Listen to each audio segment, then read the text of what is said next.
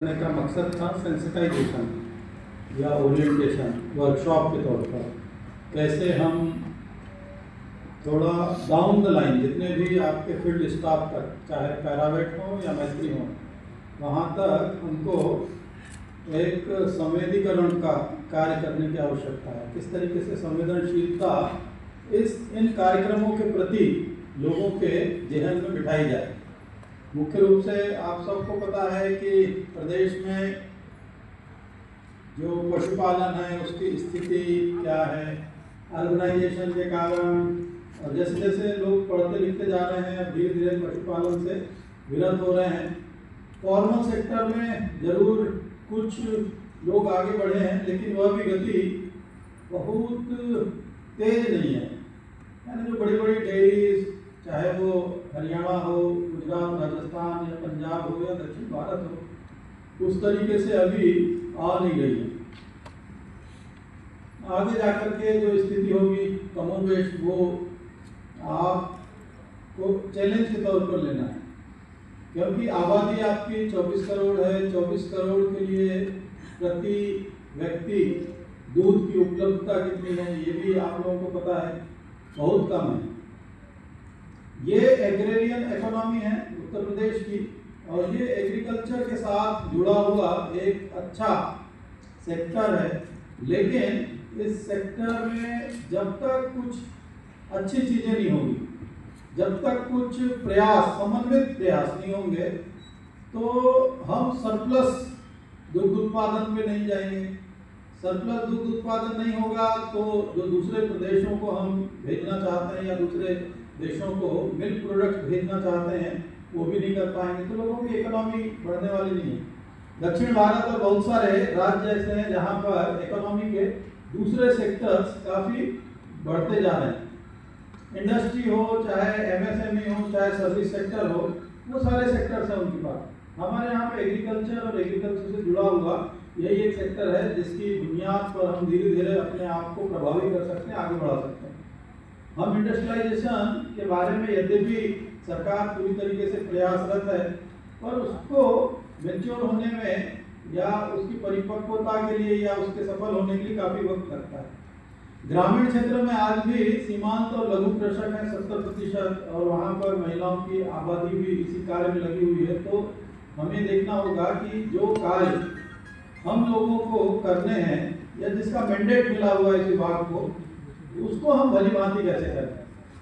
जो महज कागजों पर या आंकड़ों पर चीज़ें रह जाएंगी, सरकार इतना पैसा खर्च करेगी, एक एक वैक्सीन जो पहुंचती है उस वैक्सीन को अगर आप ट्रांसपोर्टेशन, मैन पावर, उसकी मैन्युफैक्चरिंग सब कुछ मिला करके देख लें, मार्केट से अगर सरकार का इंटरवेंशन ना हो, यहाँ बता दीजिए कि सरकार की ये वैक्सीन है, अगर किसी को प्राइवेटली लगाना हो तो वो कितने में देगा, उसको लगाने वाला कितना चार्ज लेगा, कितनी फीस लेगा और उसके ट्रांसपोर्टेशन मैन्युफैक्चरिंग में कितना खर्च आएगा।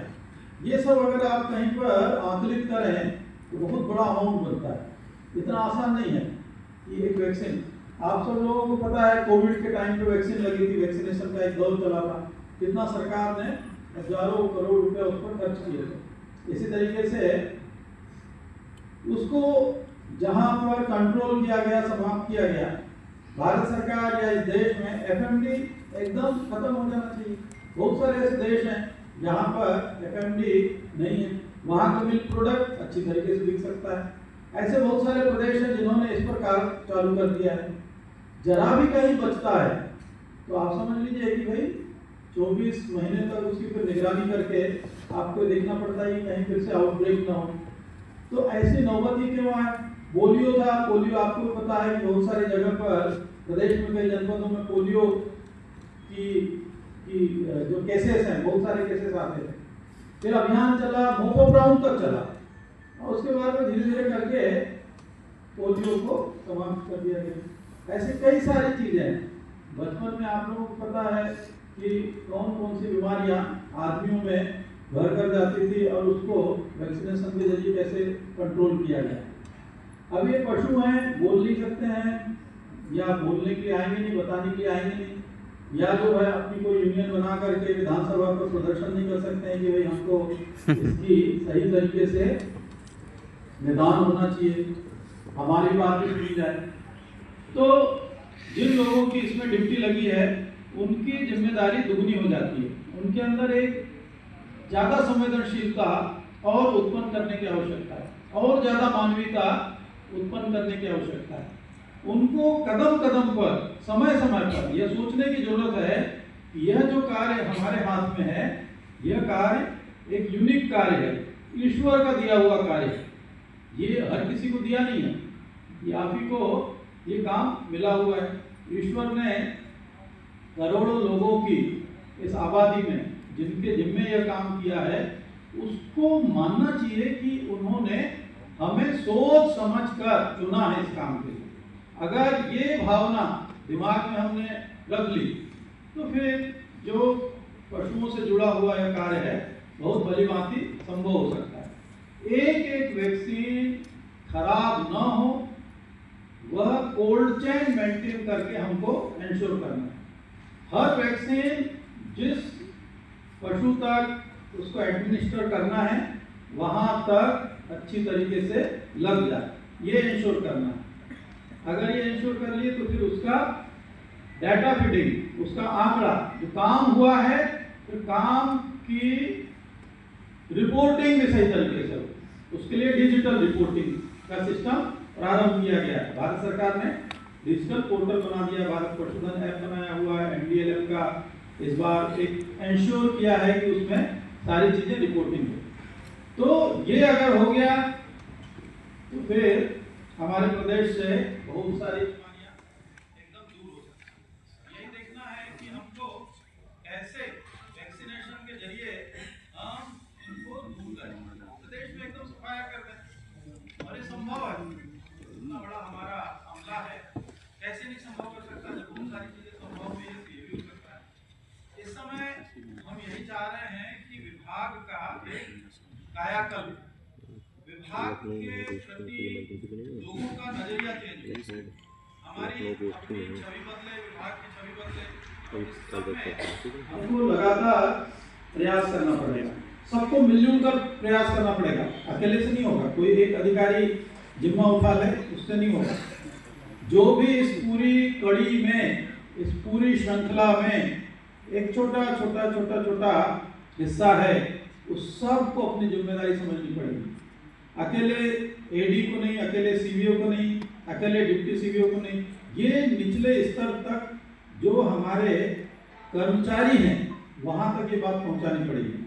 और इसके लिए फिर जब आप यहाँ से जाएंगे तो ब्लॉक लेवल पर आपको चाहे कुछ घंटों की ही सही पैरावेट और मैत्री या जो आपके अन्य LEOs हैं, VO हैं, ये सब मिल करके एक वर्कशॉप आप ऑर्गेनाइज करें। जब ब्लॉक पे आप करेंगे उनको समझाइए, पूरा का पूरा एक्सप्लेन करिए क्या है, क्यों जरूरी है। जरा पहले अच्छा, कोई सोचता है कि मेरे को सब कुछ पता है, लेकिन जब आप फ्लाइट में जाते हैं तो पहले ही अनाउंस कर देते हैं कि आप हजारों टाइम्स सफर किए हों, लेकिन वो आपको कमर का बेल्ट बांधना सिखाएगा, तो सिखाएगा कि अगर कोई आपातकालीन स्थिति निर्मित होती है तो किन द्वारों से आपको बाहर जाना है, इमरजेंसी में क्या करना है, ऑक्सीजन की कमी हो जाती है तो कैसे अपने आप ड्रॉप हो जाएगा और ऑक्सीजन कैसे लेना है। हर बार जितने बार आप ट्रेवल करेंगे, बचपन से ट्रेवल करना चालू किया होगा आपने और मरते दम तक वो सिखाएगा अगर आप ट्रेवल करें। तो कोई भी नॉलेज हो, जब उतने बार हैमरिंग करनी चाहिए, उतने बार उसको रीट्रेट करना चाहिए, उसको लगातार बताए जाने की आवश्यकता है जब तक सक्सेसफुल ना हो जाए। जब आप मंजिल पे पहुंच जाते हैं तब वो चिंता फ्लाइट से उतरने के बाद छोड़ देते हैं कि अब ऑक्सीजन का बक्सा आएगा नहीं आएगा, कोई चिंता नहीं। तो उस लेवल तक जिस दिन यहाँ से ये बीमारियां समाप्त हो जाएंगी, उसके बाद में फिर इसकी चिंता हम बंद करेंगे। तब तक रोज चिंता करिए, तब तक जो है समय समय पर जब भी मौका मिले चिंता करिए ये कैसे खत्म हो, वैक्सीन लगी कि नहीं लगी। ये इसलिए बताना पड़ रहा है कि जब मैंने ज्वाइन किया था विभाग और पहली बैठक थी, उसमें यही समीक्षा चल रही थी टीकाकरण की, और हमारे माननीय मंत्री जी ने कहा कि साहब मैं अपने गांव में गया और अपने गांव के गांव वालों से पूछा कि यहाँ वैक्सीन लगाने कोई आया था, वैक्सीन लगी? तो कहे वहीं वैक्सीन नहीं लगी थी, और वैक्सीन का अभियान पूर्ण हो चुका था। दिया तले अंधेरा। जब उन्हीं के यहाँ वैक्सीन नहीं लगी तो बाकी का क्या अंदाजा सोच सकते हैं। ठीक है, ऐसे ही होता है। इसलिए हमेशा देखना, वोटर लिस्ट जब बनती है सबसे पहले ढूंढ के जितने वीआईपी होते हैं, जितने महत्वपूर्ण व्यक्ति होते हैं शहर के, ये इंश्योर किया जाता है कि यार उनका नाम छूटने ना पाए। उनके यहाँ जाकर के बीएलओ जरूर बनवाता है, सबका कवर करके एक एक करके घर घर वैक्सीनेशन अभियान चलता है तो घर पे बाहर मार्किंग करते हैं। जब बीएलओ इलेक्शन का वोटर लिस्ट, इलेक्शन की वोटर लिस्ट तैयार करते हैं तो मार्किंग करते हैं। ऐसे ही जितने पशुपालक हैं उनके आधार कार्ड के साथ इसमें हमारे पास सूची होना चाहिए कितने पशुपालक हैं, और उस आधार कार्ड के साथ उसके कितने पशु हैं ये टैग के साथ में उनके पशुओं की संख्या होना चाहिए। अगर कृष्ण कुमार जी आधार कार्ड उनका क्या है, 4 पशु हैं, 2 गाय 2 भैंस, तो उन चारों का टैग के साथ में डिटेल होना चाहिए। ये टेक्नोलॉजी करके देगी, टेक्नोलॉजी में चढ़ा हुआ किसका है। इसके बाद में वैक्सीनेशन, उन चारों का वैक्सीनेशन हुआ या नहीं हुआ, ये अगर डिटेल में कर लिए तो यही असली में प्लानिंग होगी। इसी के लिए आप जब पोस्ट लंच या जब भी आपको टाइम मिलेगा, हम ये चाहेंगे कि ग्रुप बना करके जो अनुभवी लोग हैं और जो एक्सपर्ट्स हैं, जो एकेडमिशियंस हैं, रिसर्चर्स हैं और जो प्रैक्टिशनर्स हैं फील्ड में, ये मिल करके ग्रुप बना लें, एक एक टॉपिक ले लें और उस पर डिसाइड करें कि इसकी एसओपी क्या होना चाहिए, माइक्रो प्लान कैसे बनाया जाए, क्या उसके इंग्रेडिएंट्स होना चाहिए, क्या कंपोनेंट्स होना चाहिए, ये पूरा डिटेल में तय करें।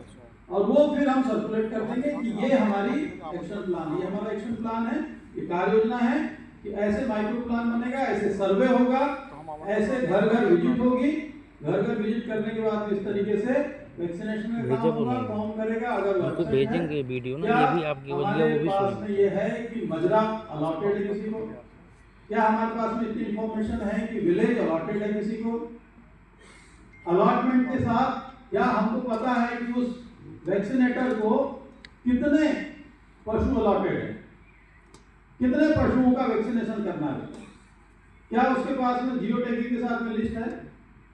जब बूथ लेवल पे बीएलओ के पास में इलेक्शन टाइम में होता है, घर का नंबर, वोटर का नंबर, उसका वोटर आईडी कार्ड, पूरी डिटेल होती है। तो ऐसी डिटेलिंग जब तक नहीं होगी तब तक के वो टिक मार्क नहीं करेंगे किस डेट पे उसका वैक्सीनेशन हुआ है, तब तक कि ये जो है ना ये अभियान चलते रहेंगे, वैक्सीन आता रहेगा, गड्ढों में चला जाएगा और बेकार हो जाएगा।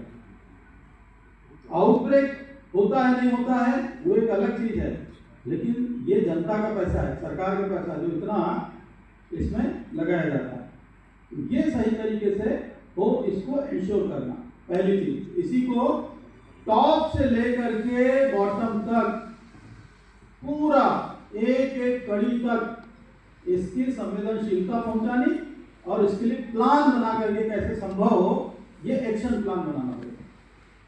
ये जनपद में प्लान बने, ब्लॉक का प्लान बने, उस गांव का भी प्लान बने, हर एक का एक प्लान बनेगा।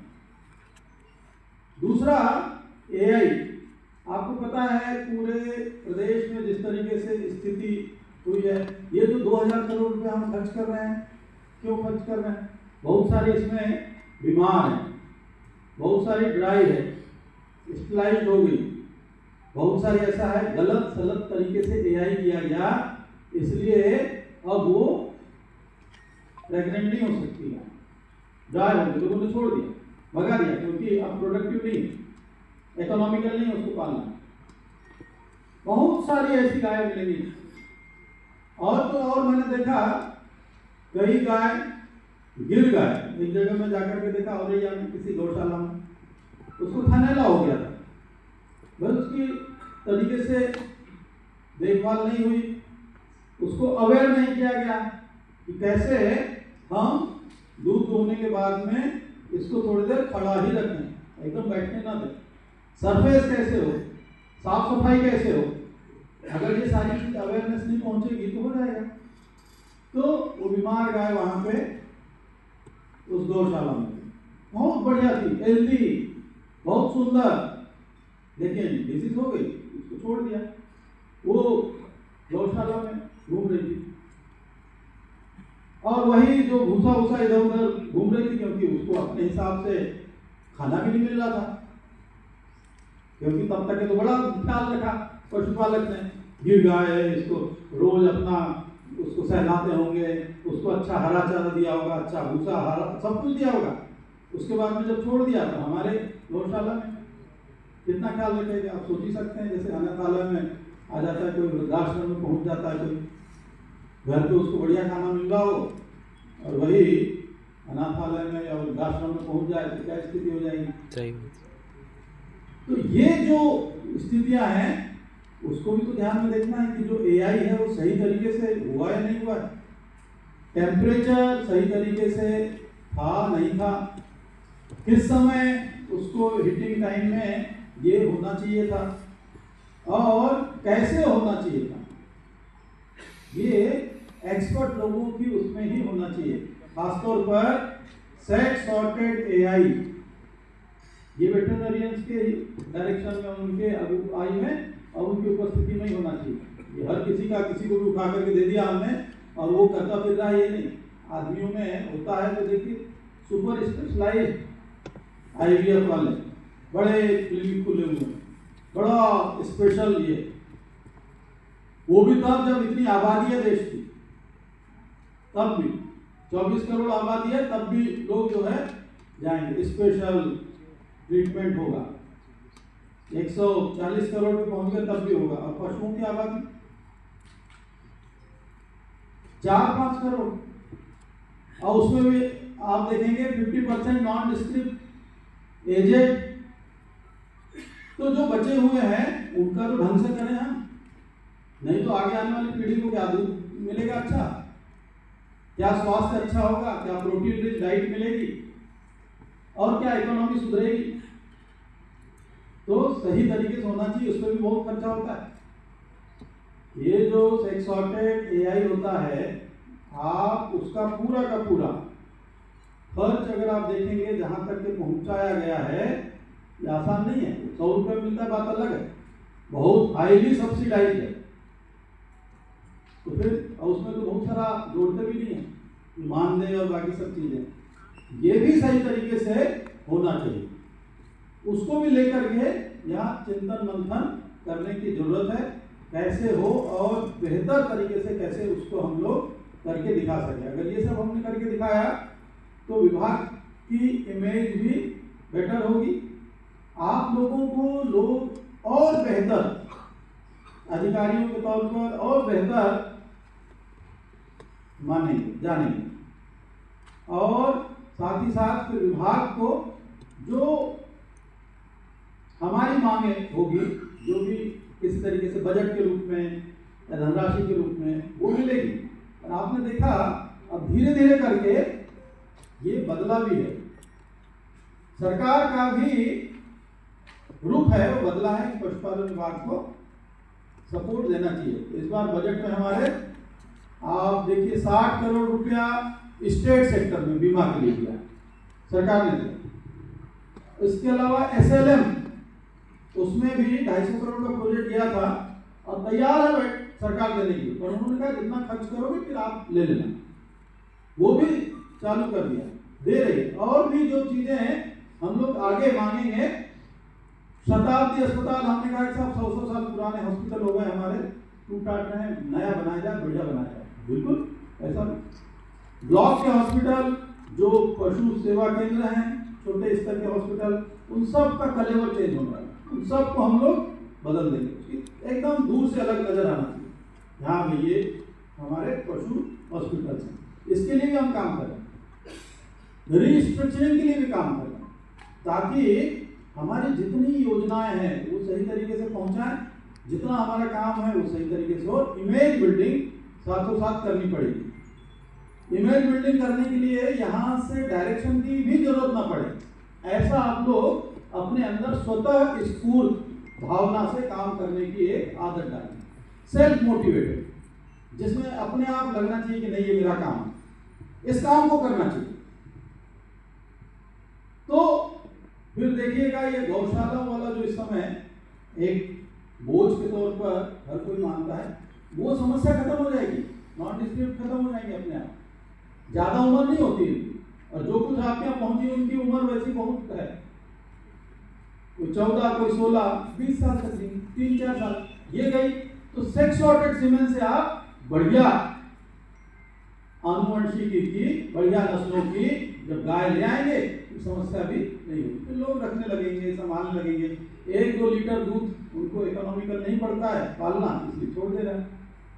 तब आप देखिएगा कि कैसे समस्या भी समाधान में तब्दील हो जाएगी, और हमारा जो सेक्स सॉर्टेड सीमेन के जरिए हम जो चाहते हैं स्वदेशी नस्लों की ब्रीड को हम बढ़ाएं। एचएफ और जर्सी वर्सी का कंपेरिजन करके काफी रिसर्चेस हुई है, बीमारी जल्दी हो जाती है क्योंकि यहाँ के क्लाइमेटिक कंडीशन के हिसाब से वो मुफीद नहीं है। उसके अलावा अगर लॉन्ग रन में देखें और उनकी पूरी उम्र के हिसाब से देखें तो स्वदेशी ब्रीड को अगर बेहतर किया जाए तो वो यहाँ के लिए इकोनॉमिकल भी है और बेहतर भी है, कम बीमार होगी, मोर्टेलिटी कम होगी। इसलिए तो ये राष्ट्रीय गोकुल मिशन और नंद बाबा दुग्ध मिशन भी लाया गया है।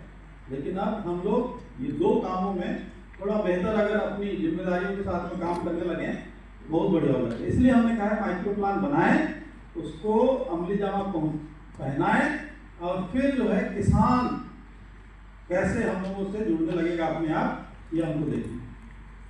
ठीक है, तो धन्यवाद आप सब लोगों को यहाँ पे काफी कम समय की सूचना पे भी उपस्थित होने के लिए। सीख करके जाइए और इसको जो है जरूर अपने बाकी जो साथी हैं उनके साथ में शेयर करिए, बैठिए वहाँ पे और सब लोग मिलकर के प्लान बनाइए। अपने अपने जिले का अलग अलग प्लान हो सकता है, कोई जरूरी नहीं कि जो यहाँ से दिया जाए, गाइडलाइंस आपको मिल जाएगी, लेकिन अपने अपने जनपद के लिए अपने अपने तौर तरीके से बनाइए और उसको लेके लागू करें। धन्यवाद।